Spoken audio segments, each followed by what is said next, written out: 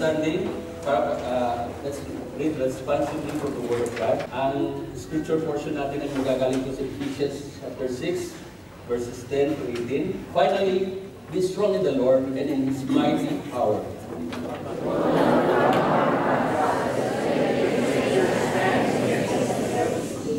For our struggle is not against flesh and blood, but against the rulers, against authorities, against the powers of this dark world, and against the spiritual forces of evil in the heavenly realms.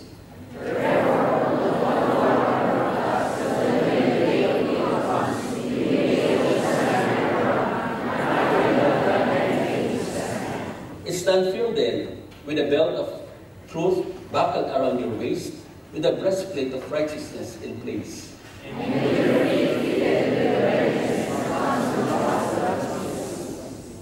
In addition to all this, take up the shield of faith, with which you can extinguish all the flaming arrows of the evil one.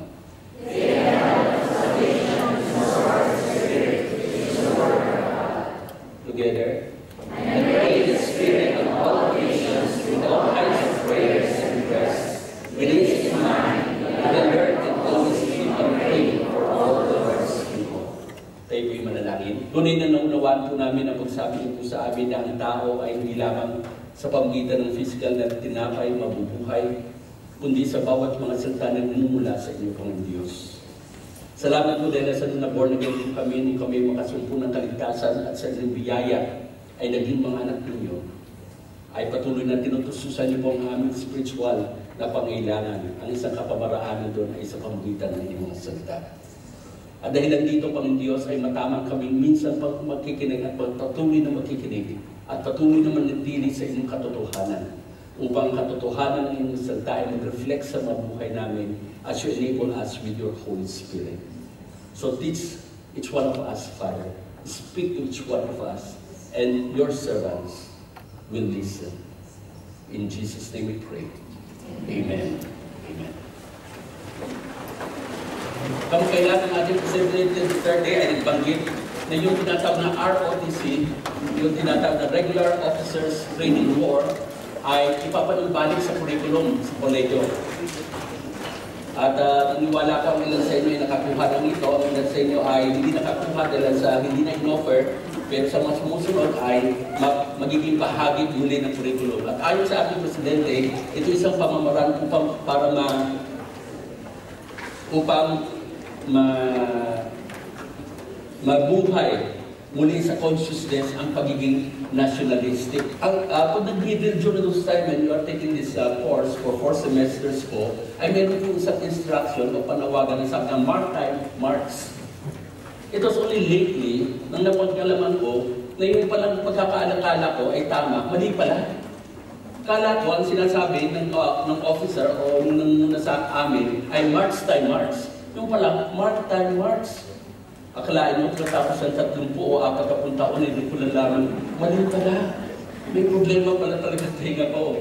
But then, ano kaya ibig sabihin ng mark time, march? Ito isang instruction na kung saan mga kadete ay dapat sumunod na kung saan ay magpapatuloy ang pumamarcha, pero hindi umaalis sa kinalalagyan. It's a stationary marching sort of. You move out from the place where you are in. Pero ang ibig sabihin nito, maghintay ka ng susunod na order. So, ibig sabihin nito ay yung mark na time, magpatuloy ka, mag-march ka lamang, until such time that the next order will be given to you so that, ang sinasabi lang, be vigilant, be watchful kung anong susunod na order. At gusto ko lagyan ng subtitle itong pag-aaral natin ito, be ready to fight. Ang isang katotohanan na maunawaan po natin bilang mga anak ng Diyos, on that particular day na tayo tumanggap sa ating Panginoon, bilang ating mga tagapagligtas, after we have repented and recognized and acknowledged before His presence that we are indeed what He had said in His Word, that we are all sinners. At that particular time, whether we have understood it or not, whether we are aware of it or not, we are immediately enrolled sa Kanyang army. We are part of His army. Now, kakaiba. Dahil sa makikita po natin to realize, eventually from the Word of God, nang wala pa tayo sa Panginoon, nang hindi pa tayo nag-born again, we are part of the kingdom of darkness. Whether we feel that we are religious enough sort of, na pwede tayo makapasok sa langit because of the good works that we've done, compared to others whom we know na hindi naman ganun ka-religyoso, to realize from the Word of God, because at the end of the thing is that ang salita ng Diyos ang dapat natin pakinggan. Hindi yung pakiramdam natin, hindi yung paniniwala at pagkakaalam natin, kundi ano ba sinasabi ng salita ng Diyos. Sa Colossians po ay sinabi ni Apostol Pablo that we are transferred from the kingdom of darkness to the kingdom of His dear Son, Jesus Christ. And on that particular moment, when the transaction was made, that yung katotohanan, ang reality ng ating Jesus ay napako sa krus, ay na-i-apply sa atin at that particular time na tayo tumanggap sa Panginoon. Then immediately ang transaction, ilipat po tayo.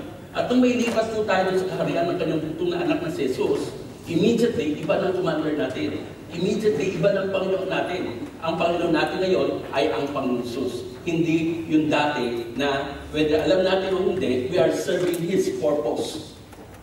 And I'm referring to the devil. I'm referring to the arch enemy of God.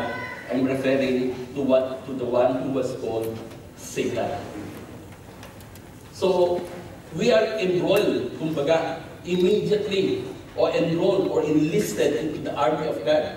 And because of that, we have to realize that we should be in an instance na kung saan we are ready to fight. At dito si Apostol Pablo, as he was then writing to the believers in Ephesus, and as the Ephesian believers are listening to what the epistles of Paul had written na binabasa sa kanilang harapan, ay mapapakinggan po natin ang sinabi ni Apostol Pablo. Sabi niya, finally, be strong in the Lord and in His mighty power. Maging malakas tayo sa Panginoon at sa Kanyang kapangyarihan. Magmula dito ay makikita natin ang isang katotohanan, a call to strength. Isang panawagan sa kalakasan. When we're talking about army, when we're talking about war, when we are talking about being involved and being nagwe-wage some war, we have to realize that we have to be strong. And yet, the strength that we have to depend on ay hindi depende sa atin. Because this kind of war that we are dealing with, that we are delving with, that we are in, ay hindi gumagamit ng mga physical arms. Because the battle is spiritual. So much so, our strength should not be physical also, but rather that strength should be coming from the Lord. It should be divine strength. Kalakasan na bumula sa Panginoon. Kalakasan na nagdedepende doon sa mighty power ng Diyos. Na hindi mauubos, hindi mababawasan, at patuloy na natili ganun degree ang kalakasan ng Diyos. So it's a false strength for us. Katulad na lamang si David, binatili siya, harap niyang isang fighter na si Goliath, na ilang beses lang nananalo sa iba't ibang mga tournament. At dahilan doon, he was so boastful about himself, and he looked at the army of Israel as something na kumbaga madaling matalo. But then here, as we listen to what David says, you come to me with the sword and with the spear and with the javelin, but I come to you in the name of the Lord of hosts.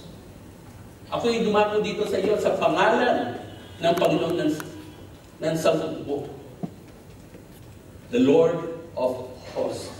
At we know this story, and we know the history. Alam natin kung ano nangyari. Now, second point ay sinabi dito ni Paul, so that you can take your stand. Sabi sa 13a, you may be able to stand your ground. Firstly, you have to be able to stand, to take your stand. To take this stand in the sense that makuha mo yung pwesto na gusto ng Panginoon na makuha mo. Then afterwards, nung manatili ka na doon sa pwesto yun, ay mananatili kang nakatayo. Hindi maguguko. Isang panawagan po ito para sa ating bilang mga manampalataya to bravery. Kalakasan ng loob. Tibay ng kalooban. Courage.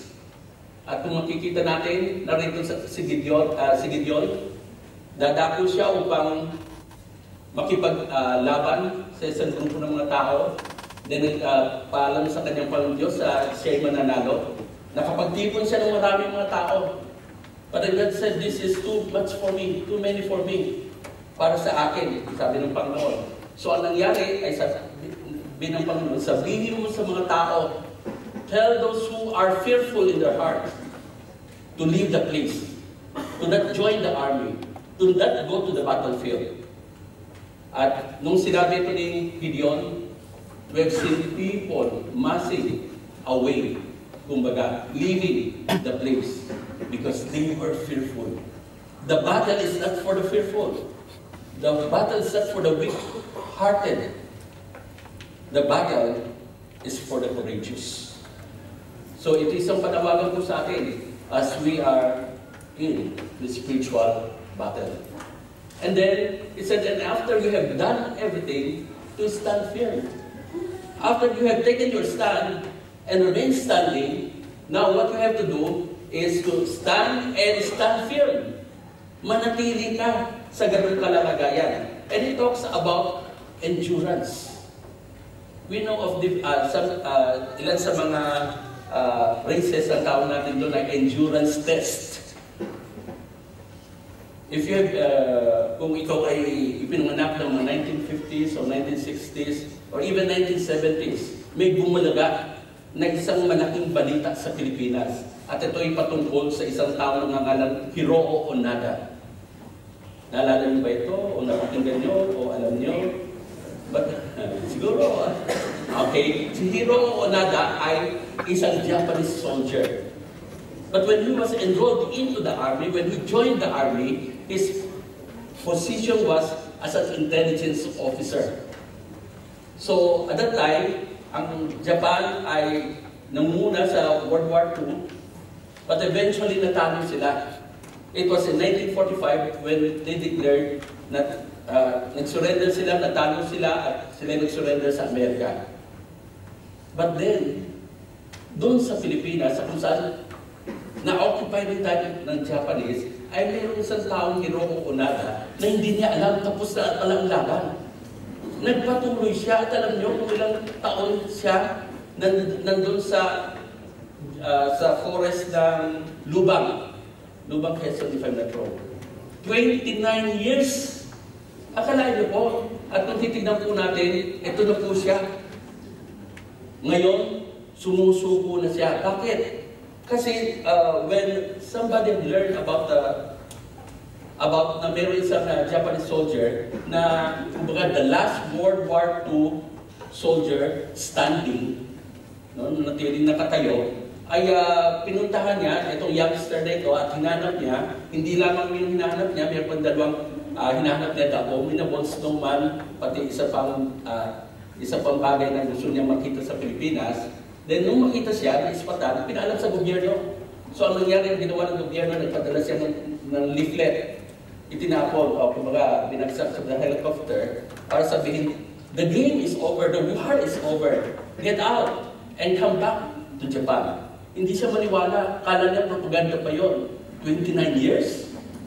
So, ang nangyari po sa kanya, ay dumating eventually na hanggang hindi dumarating ang commanding officer niya, hindi siya maniniwala. Anumang puliyan matatanggap niya, puro propaganda lang yun. Eventually, as we know, the story ends in dumating ang commanding officer niya, 1994, na nagsabi sa kanya, binigyan siya ng order na dapat siyang mag-wage ang guerrilla wars. Yung pala, mga Japanese, every Japanese soldier, sabi po ni Onoda when he was interviewed, when he went back to the Philippines, to Japan, ay sinabi niya, every Japanese soldier is trained to die.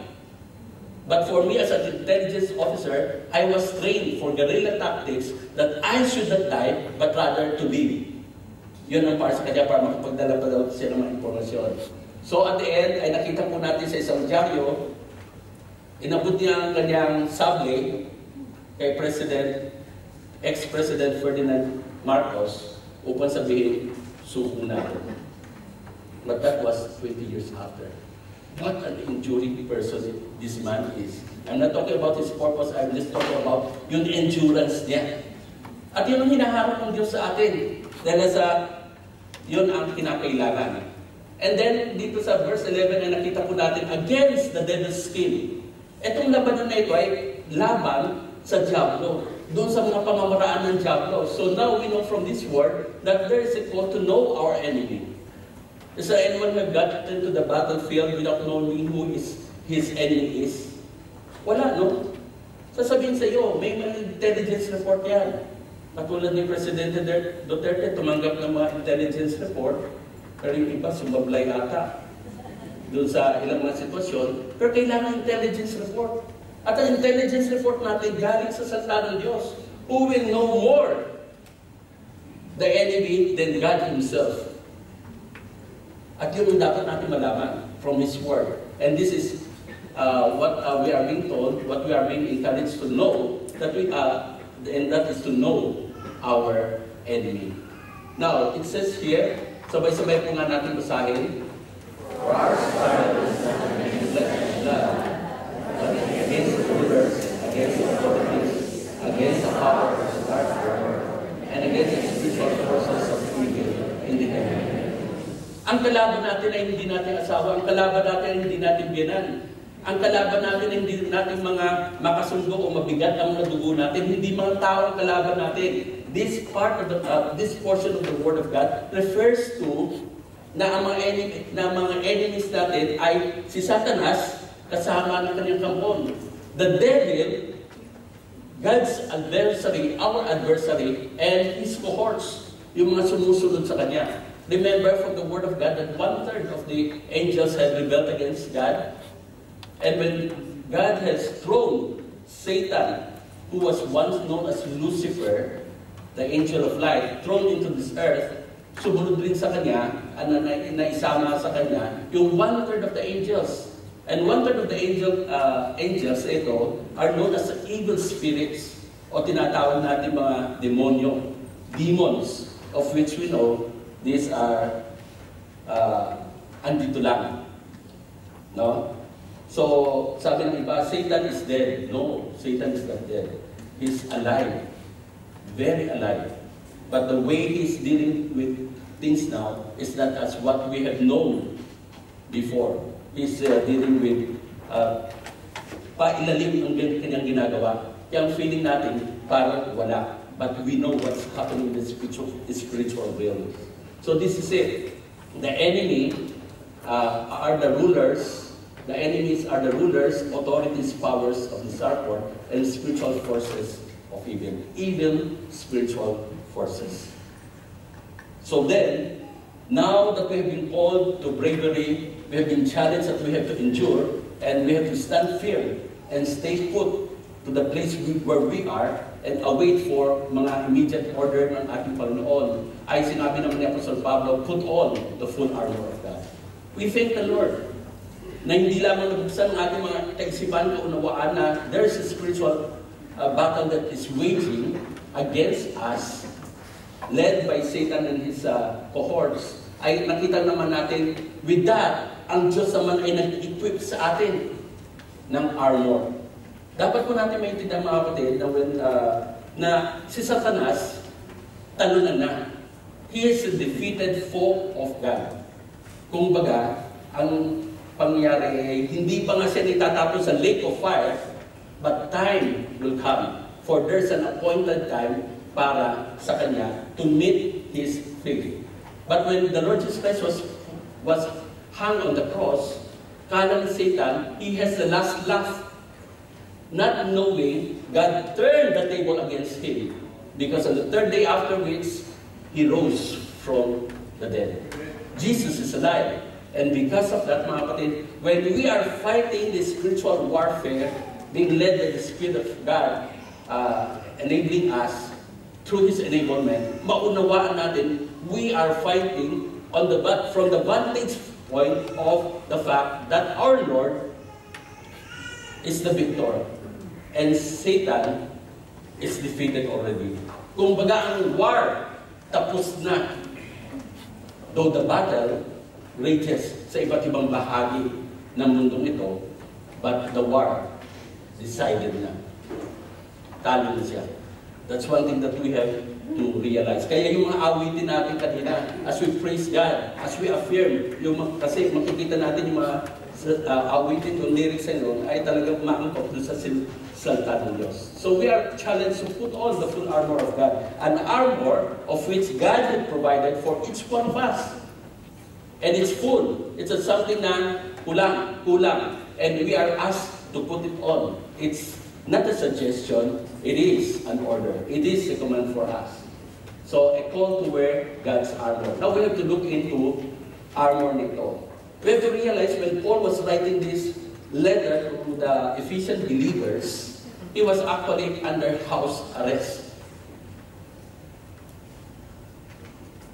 And what we know is that sa iba't ibang bahagi ng buhay ni Apostol Pablo, he has been put into prison. He was imprisoned many times. At alam rin niya, nung siya mapadako sa Rome, para sagutin ang mga paratang sa kanya, that alam na niya kung anong mga banuti ginagamit ng mga Roman soldier. At ginamit niya yung imagery na yun upang ipaabot naman sa mga manapatay katulad natin the kind of armor that we have, that which was provided to us by God. So we could see na meron dyan shield, may sword, may helmet dyan, may breastplate dyan, at meron sandals, at even meron tinatawag na belt. Now when it was being written down ni Apostol Pablo, it is actually in order on how it is being worn. So nung unang belt, sumunod ang breastplate, ang pinaka-last would be the helmet, then kukunin niyang sword. Okay? So tignan po natin ngayon po how Paul had, through the power and guidance of inspiration of the Holy Spirit, had guided us and given us as to what we have, being believers, being children of God, na binigay sa atin ng Panginoon Diyos. First, mayroon siyang sinabi, with the belt buckled around your waist. Ang belt, isinusuot. At hindi lang ito sinusuot, kinakailangan mo kumbaga, i-worn na itatali mo, di ba? Nung pumunta po ako lately sa Dubai, dito late lang, nakalimutan ko. Nung pupunta na ako doon sa ipapasok mo, di ba yung mga items mo sa dadaanan para sa x-ray or what, sabi ko, wala pala akong sinturon. So nag-isip-isip ako ngayon, paano kung maingatan ang aking sarili na hindi ako magkakaroon problema, na hindi ako gagawa ng eksena. Okay? Nasubukan nyo na ba? Sa mga kalalakihan na kayo pumasok sa inyong opisina, sa inyong trabaho, wherever it is, o sa eskwelahan, ng bata pa kayo, nakalimutan yung patulog. Anong pakiramdam nyo? May kulang. Vulnerable. Vulnerable ba sa mo? Vulnerable. Ano pa? Asiwa ka, di ba? Parang may kulang. Alam mo na, uto, wala. Ingat ka. At sa paglalakad, sa pagkain, sa food intake siguro, yung mga gano'n, no? So, titignan natin, during those time, the kind of cloth na sinusuot rin nila, robe kasi noon robe. Kaya wavy, di ba? Akala mo, tatakbo ka sa labanan. Tapos maapakan mo pa yung, nadapa ka pa. Doon ka pa namatay, doon sa pagkadapa ka, hindi ka dahil sa tutuso, hindi ka nasaksak, no? Nakakagaya, so buckled around your waist. It put everything in order, in place. Diba, in place. At dito ay makikita natin, as far as the imagery of yung ginagamit, ito yung belt. Pero kung titignan natin, ang ibig niyan sabihin is, with a belt of truth, buckled around your waist. Katotohanan. Mahalaga sa buhay ng isang mananampalataya ang katotohanan. Truth. We know that our Savior Himself said that He is the way, the truth, and the life. We know also that our experience was that when we, and you shall know the truth, and the truth shall make you free. The truth that is in the Word of God will set us free when we believe and put our faith in the Word of God. So makikita po natin dito na napakahalaga in the first place that you should be a believer. And hindi lamang yun na ito'y nakakilala sa Panginoon na nakawala ka na magmula sa kalangan, mga kasinungalingan. Dahil sa in one way or another, tayo ay mayroong mga kasinungalingan sa buhay natin nung di pa tayo mananampalataya. At hindi lang yun lang siguro, maraming siguro, nagkukubli tayo. Iba ang pinapakita natin sa harapan, pero sa loob ay iba tayo. But then, what we would like to say also is, yung sinabi ni Apostle John, the beloved, sabi niya, I have no greater joy than to hear that my children are walking in the truth. The previous verse to that, verse 3, says about, I've heard about news of my children in the faith who are keeping on in the faith, in the truth which they believe and embraced. At ang katuwa naman niya ay nagpapatuloy. Nang ibig sabihin ay hindi lamang tayo nakawala, mga kapatid, magmula sa kasinungalingan, dahil si Satan is actually the father of lies. At ang pamamaraan niya, magbibigay siya ng mga kasinungalingan sa atin. At pag may makita siya kasinungalingan sa atin na pinamumuhay natin, then alam niya, talo tayo. Kasi ano bang hanapin ng mga nagkaaway sa kabilang kampo? Hanapin yung mga kakulangan, kahinaan ng tao yun, di ba? At kumbaga, buksan. Ito hindi ko naman nabasa ito. Napakinggan ko lamang nung lumano sa office si Sister Leg kahapon. Ang sabi daw, ewan ko, alam niyo, yung si Dilima, pati si Duterte, pero may po kayong alam na pakinggan. Parang no, whether totoo yun o hindi, yun ang ginagawa ngayon. Yung kahinaan naman ng isang sinasabi, immorality, kung mayroon mang immorality doon. So yun ang pamamaraan ang ginagawa ng kaaway. No? Wala ko nilalagay kung sino man tama sa kanila. Ang sinasabi ko lang, yun ang gagawin ng kaaway.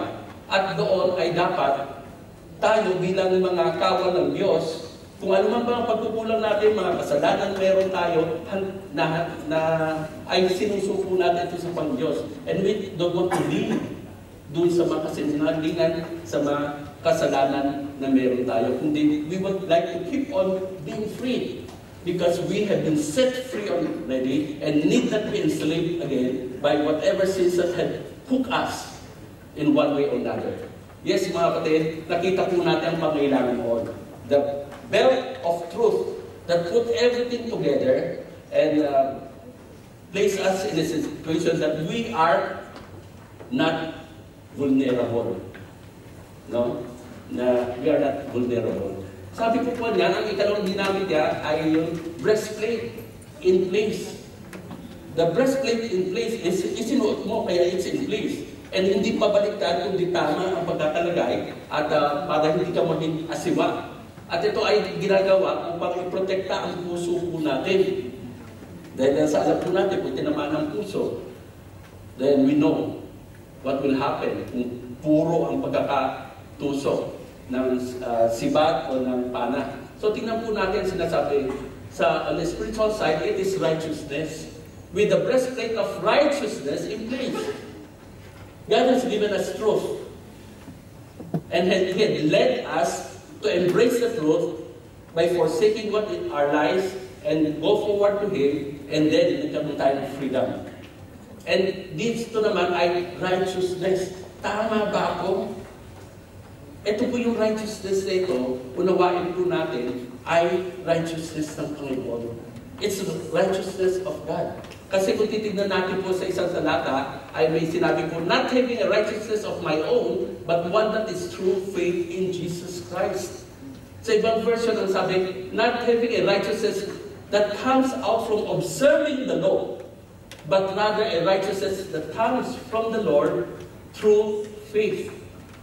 So, itong righteousness ay sinasabi in the Old Testament and even the New Testament, the cloak of righteousness.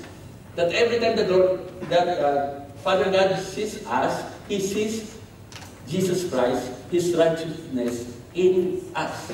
And that is because we are in Christ. Ayun sabi in the book of Ephesians, in Christ, paulit-ulit na sinasabi, lahat ng mga tumatanggap kay Kristo, ang posisyon natin, we are in Christ. What God had done, what Christ has done, that had been applied to us. Yun po ang sinasabi. So, not having righteousness of my own, but one that is through faith in Christ.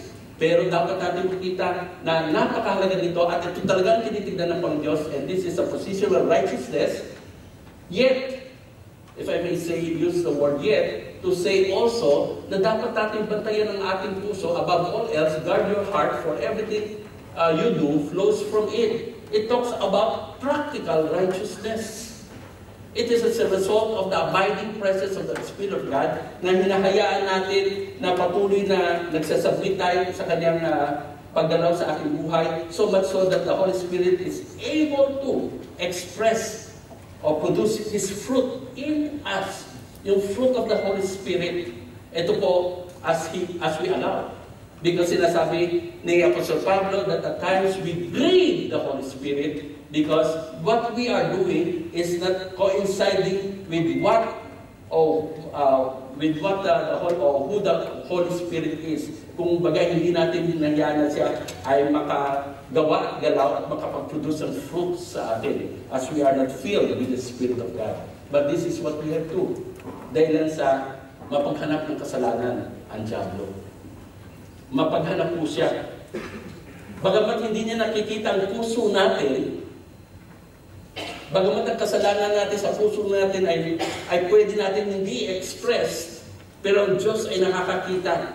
And because of that, if we are in such a situation that we are not repentant of what we have done just recently, or a few minutes ago, even if it's just it was not acted out, hindi na sa isip lamang, ay hindi naman mababasa ng diablo ang ating kaisipan kasi hindi naman siya omnipotent. Yet, kung sinasabi kung anong lumalabas sa bibig, yun ang nasa puso.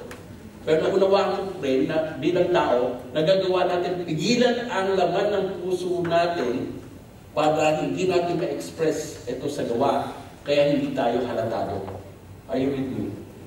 Pero ang Diyos, and we know when we are living in duplicity, ang hirap mamuhay sa isang sitwasyon na alam ng Diyos ang nilalaman natin. And the best thing for us is to have, to keep short record of sins, if we may say it, na talagang immediately we ask for forgiveness.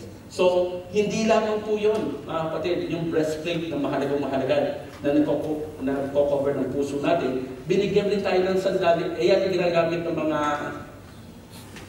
Roman soldiers sa mga sandalyas. At makikita nyo yung mga metal doon para pag ginamit ito in whatever kind of terrain o tinatakbuhan, it's sure-footed sila.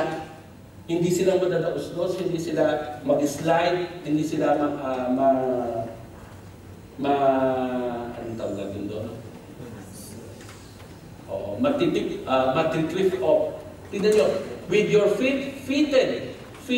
Nakasubok na ba kayo sila sa sandalyas na malaki sa inyo, maliit sa inyo, masakit sa inyo, ang luwag-luwag. Para kayo kung tatakbo, makakatakbo ba kayo? Hindi, no? Kasi naiiwan yung sinelas nyo eh. Naiiwan. Kaya dito, fitted, naka-fit. Mahalaga ito. Huwag naman mangyari na ang sundalo na napatay dahil sa naiwanan siya ng siya, pinalitan ng sinelas niya. Ginanon siya. Hindi, kinakailangan din tayo. Pero dito, pagdating dito, spiritual and sabi, readiness that comes from the gospel of peace. Ready na ready, no? With the readiness that comes from the gospel of peace. Now, unang-una, dapat maunawaan natin na dapat reconcile tayo sa Diyos. Dapat born again tayo. Dapat anak tayo ng Diyos.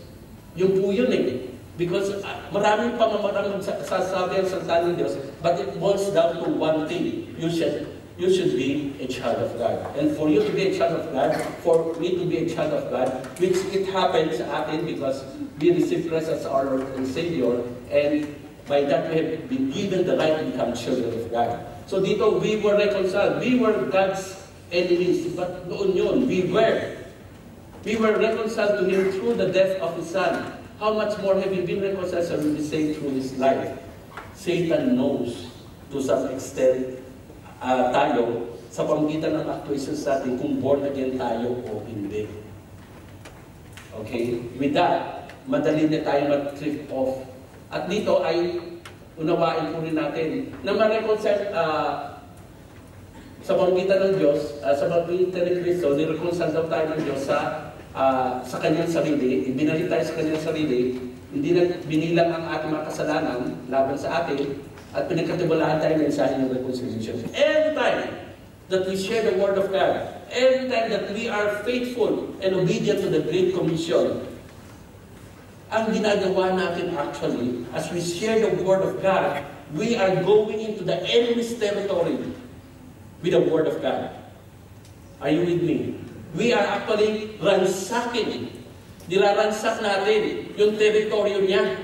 Kaya marami rin ginagawa ang kaaway para hindi tayo makaabot sa kanya. Hindi ba, nung tayo masira ng gospel, we don't immediately respond to the gospel positively. It's not our experience, karamihan sa atin.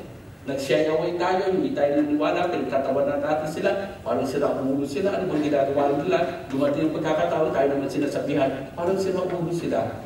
Sa atin, hindi tayo sila ulo. Kumbaga, you know what? Because we know when we are singing unto the Lord. We are giving praises unto the Lord from our lips. It came out from our heart because of the belief that we have been saved. So we are singing with our heart na nagpapasalamat at nagpupuri sa Panginoon. These are things that we don't understand. At yun ang ginagawa ng kaaway. So what I'm saying here now ay yung ginagawa natin ngayon ay iraransak rin natin sa pamamagitan ng salita ng Diyos. Because through the Word of God, and which is the water, na they refer to John the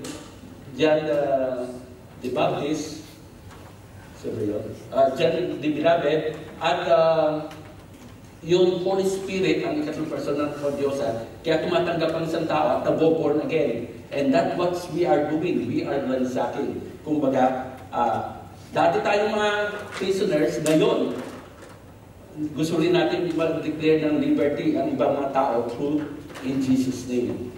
Okay? So yun ang ginagawa natin. In addition to all this, take up the shield. What is this shield? There are two kinds of shields in the Roman, soldiers na ginagamit. One kind of shield would be the one with yung attachment na pwede mong ipasok. Malit lang yun, kumbaga. Pero itong isa na ayon sa pag-aaral ng Greek ay yun ang ginamit. It's a big shield na nakikita nyo kung nagrarayot sa Pilipinas. Ginagamit na kung minsan dikit-dikit pa sila. Galing yun sa ganito. Ganun yun. Kaya ito, hindi hinahawakan ng ganito. Kundi, itinatayo ito. Tapos dinidig, kumbaga. Ito meron isang wood and another wood being glued together. Then we have cloth, we have linen, then rubber na nilalagay dyan. At may tubig. Yan. So every time that the fiery darts are being thrown or being shot, no? Yung flaming arrows sa yun at the tip ay umaapoy, mawawala, ma-extinguish yung fire. Then sa tubig yun, tinamaan, kahoy, pero in between may tubig at na-extinguish. Alam niyo yung Diablo, he is chief arsonist. Manununog siya. The big destruction na pwede gawin, yung conflagration na sinasabi, na sa Australia nangyayari sa iba pang mga forest during the time ng kainitan, kunting spark lang ng fire. At ang nangyayari, ang raming nalalaman ng mga puno. Yan ang ginagawa ng kaaway. Anong ginagawa? Ginagamit natin ito para maprotektahan tayo dun sa mga arrows na ito. No? So it covers, this one covers the rest of the mga gamit nila. Okay? In addition to all this, take up the shield of faith. Faith yon. Yun ang binigay sa atin rin ng Panginoon, faith. Kasi sabi, even your faith. Di ba sinabi doon sa Ephesians 2:89, even your faith. Maging ang inyong pananampalataya, maging ang ating pananampalataya to cause us to believe in a 2,000 years na old na story about the story, quote and unquote, doon sa pangunawa natin before, but it is history na namatay si Kristo and it will be applying yung kamatayan niya sa iyo kung maniniwala ka. It takes big faith to believe in that. And yet, why we put our faith doon sa paniniwala niyo na katotohanan? Because God has gifted us also, caused us also to believe. In a way, na hindi naman siya lumalaban doon sa will na binigay sa atin, free will na binigay sa atin. Dahil sa umayon din tayo nang binuksan ng Panginoon Diyos ang ating mga mata at naunawaan po natin. Ito. So itong pananampalataya, kailangan po natin ito. At dito po, for everyone born of God overcomes the world. This is the victory that has overcome the world, even our faith. Ano po yung nag-overcome sa world? Even our faith. Yung pananampalataya po natin, yung God-given faith na binigay sa atin, na itong faith natin grows and grows and grows bigger. So to speak, as we read more and more of His Word and believe more of what He is saying, what God is saying through His Word, then our faith grows bigger. Then when we were yet small, at ang kinakain lang natin ay iniinom natin ay milk, now we are eating the meat as we ages in our spiritual life. Only the one who believes that Jesus is the Son of God is the one who overcomes the world. We are overcomers. We are overcomers. Amen. Then, sabi na consequently, faith comes from hearing a message. A message is heard through the word of Christ. Ito yung sinasabi ko. So, let's move. Now, take the helmet. Helmet is para sa ulo, no? Anong meron sa ulo? Utak. Okay? So, ano po yun? Dito, take the helmet of salvation. Now, Satan is, naalala niyo po isang talitaga, one of the parables that Jesus had related to His disciples about the tares and the wheat, about one man who sows seeds for wheat to grow. Then the next day, when he woke up, a few days might be na, apart from the wheat na mga trigo, mayroong mga tares na lumago rin. So eventually, yung pala ang ginawa, the devil or the evil man has also sown seeds. No? Now, una-una napakahalaga po nitong helmet of salvation. Yung alam ba natin na talagang salita yun? Are you sure that you are saved by the grace of God?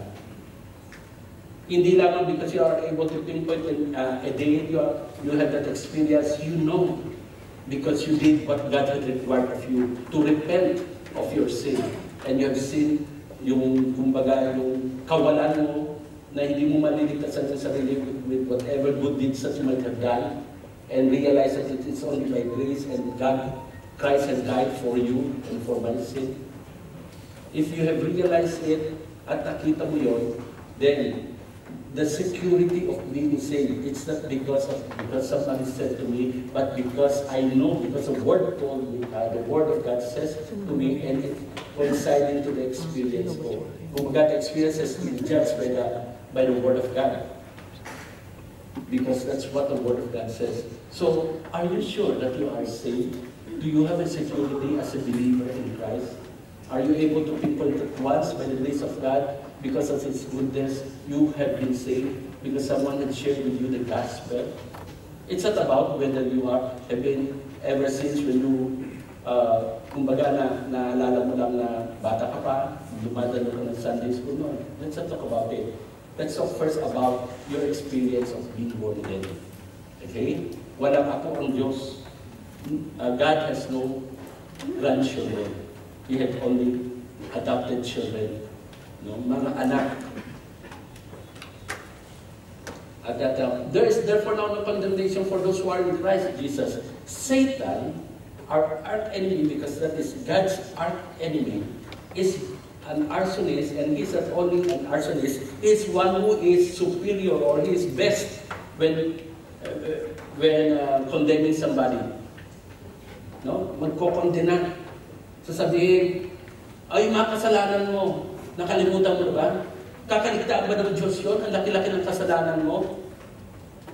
Hindi naman kunti. Hindi lang katitik. No? There is therefore no condemnation for those who are in Christ Jesus.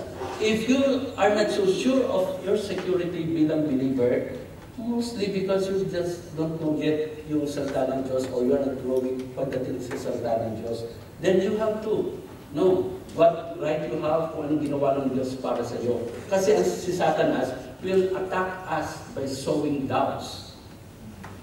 At maaaring tama ang Satanas kung tayo ay we made ourselves to believe in a lie.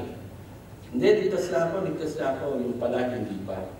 So that's something that we have to realize. I'm not showing anything to you, but you have to consider na kumbaga, alam mo, because talagang nangyari sa iyo. But let us who live in the light be clear-headed, protected by the armor of faith and love, and wearing as our helmet the confidence of our salvation. Confidence of our salvation, that we have confidence that we are saved by the grace of God. Yes, take the sword. And sinabi niya, what is that sword? That is the Word of God. And we know about Hebrews 4:12, about the double-edged sword that divide the soul and spirit, no? Na makikita po natin, yung talim, yung salita ng Diyos. We know when Jesus was being tempted by Satan in the wilderness, when Jesus was being brought to by the Holy Spirit to that place, immediately after na siya yung baptismani John the Baptist, ang ginamit ng Diablo, salita ng Diyos, pero out of context, nagbawas siya, nagdagdag siya ng mga sinasabi, pero alam ng Diyos kung ano ang textbook niya. Alam niya kung ano, but it is written. So hindi lahat ng mga mahawak ng Bible ay manampalataya. At mayroong mga kala mo Bible, pero hindi naman Bible at the end of the day because of additions or mga translations that were for their own group lamang. So, magiging maingat po tayo. But this is one thing that we use. We use the Word of God. We use the Word of God as our masters did and showed his examples in the jewel, if I may say, doon sa wilderness na yun. And we know, what did the Bible says? And Satan, or the devil, left him for a season. Hindi na, sabi na, hindi ko kaya ito. Alis muna ako. Kung baga, hindi kung magawa ng paraan na mapaniwala siya, sabi ng Diablo. He left for a season, but only to come back again sa iba't ibang mga pagkakataon. And pray in the Spirit on all occasions with all kinds of prayers and requests. Kung titignan natin that armors were given, then the corresponding spiritual truth of it, spiritual meaning of it, although dito sa armor nito, wala yung katumbas ng pray, but this is part of it. And pray in the Spirit on all occasions with all kinds of prayers and requests. We need it. Yes, we have belt, breastplate, sandals, shield, helmet, sword as part ng mga armor ng isang Roman soldier. For a soldier of Christ, then we have truth, righteousness, gospel, faith, salvation, word of God, and prayer. But to realize also, there's a verse that says, isuot mo si Kristo. Isuot mo si Kristo. And one commentator would say that truth, righteousness, the gospel related to God, faith related to God, salvation related to God, word related to Christ. Kung baga, yun rin yun. They are saying the same thing. Because there's no way to deal with the devil.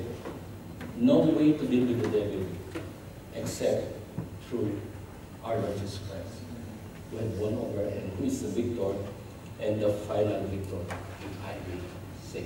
Yes, be sober, be vigilant, because your adversary, the devil, walks about like a roaring lion, seeking whom he will devour.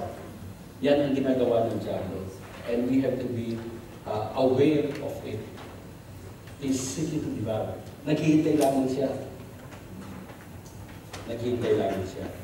But may we be found sober, kumbaga, under control, alam natin, sober, so hindi lasing, gumagana ng isip, in the sense, be vigilant. So, be spiritual, kinakailangan po natin. Otherwise, we may be found to be victim. Pero need not be, because we have the armor of God and we have Jesus himself. Thank you. Ayon po ang Diyos ang nangusap ito sa amin. Bilang mga manampalataya, bilang natubos sa pagitan ni Kristo na aming pangataligtas. Kaya niyo po ang Diyos na hindi namin i-set aside, ibigay, inihanda niyo po sa amin the full armor of God. your full armor. We thank you, Father, for one verse that says that we have to wear Jesus on us. And to realize, Panginoon, that we are not equal sa kaaway kung wala ang banal na Espiritu sa amin at kung hindi kami anak ng Diyos. Lord, tulungan niyo po kami na siyasatin namin ang sarili namin. Mayroong mga bagay-bagay ba of which we have not asked for forgiveness sa inyo na hawak-hawak namin, pinamumuhay namin, pinaniniwalaan namin, to which Satan might be aware of na makita niya and maging soft spot ito, mga weak spot namin ito, maging puntos ito na kung saan Satan has a hold on us. If Satan has a hold in our lives, sa ilan mga bahagi ng buhay natin, though we have been bought by the blood of Christ, na we submit and be enslaved by Satan,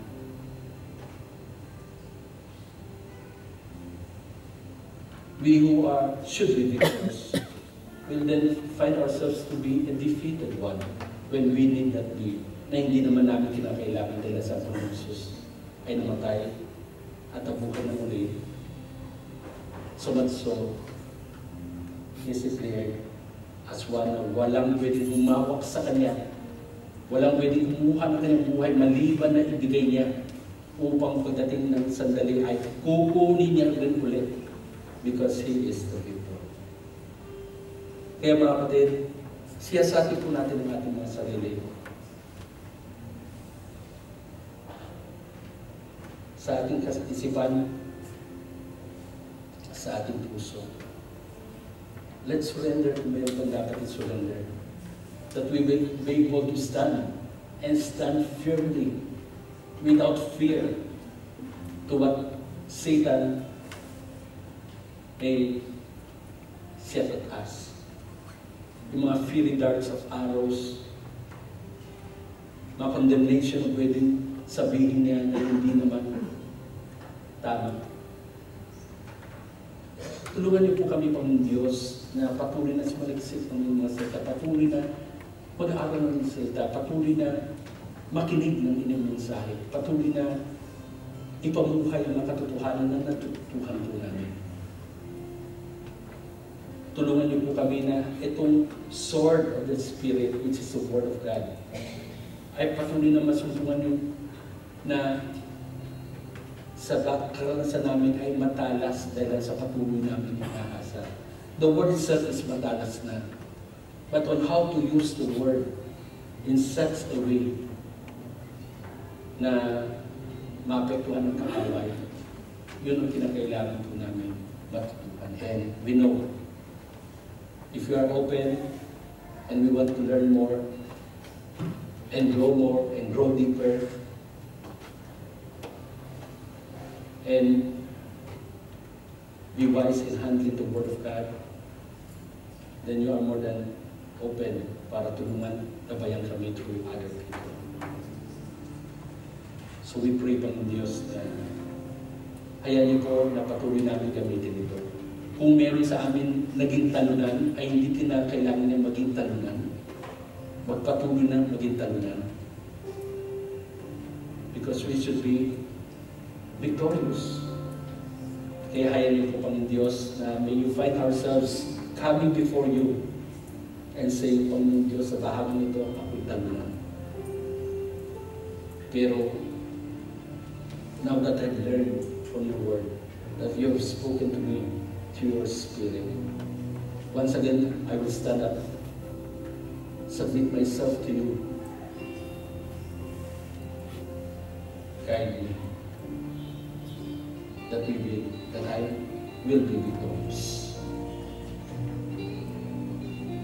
Kung meron man sa mga kapatiran who would just stand na sinasabing, ay, gusto ko pong na may pag-pray ako,